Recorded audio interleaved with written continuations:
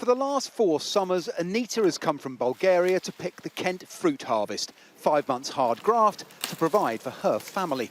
But after Brexit and the pandemic, there aren't enough workers like her to bring the crop in.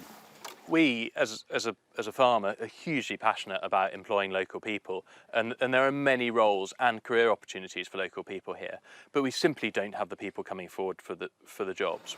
The National Farmers Union wants the government to grant COVID recovery visas to help tackle staff shortages across the food supply chain. If you look at some of our pig members, they've got a huge backup of pigs on farm at the moment. Some 15,000 pigs a week that should be going through slaughterhouses aren't being killed because there isn't enough butchers to process them. This then has knock-on effects potentially for welfare. We're seeing the same within our poultry supply chains, just not enough butchers to work in the processing plants to cut those animals. What happens on the farm is felt on the high street. Major brands like Nando's and KFC have closed restaurants or cut menus in recent weeks, and even McDonald's can't restock its milkshakes, thanks in large part to the most salient shortage of all, of the lorry drivers every sector depends on.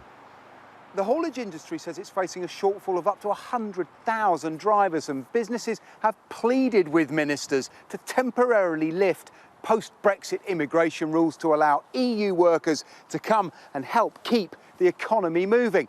But this weekend, the Business Secretary, Kwasi Kwarteng, has said no, and he's urged companies to hire and train British workers instead.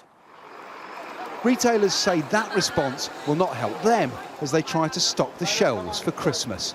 I think that that's a very poor response to a very urgent situation.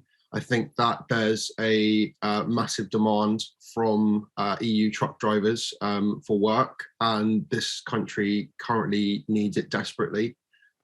We are in a situation where we're facing shortages of not only goods, but when the goods are now arriving, that we now don't even have the option to get them delivered. A summer of supply problems is already testing Britain's economic recovery from the pandemic. Should it stretch into autumn, it may challenge assumptions about the fruits of Brexit too. Paul Kelso, Sky News.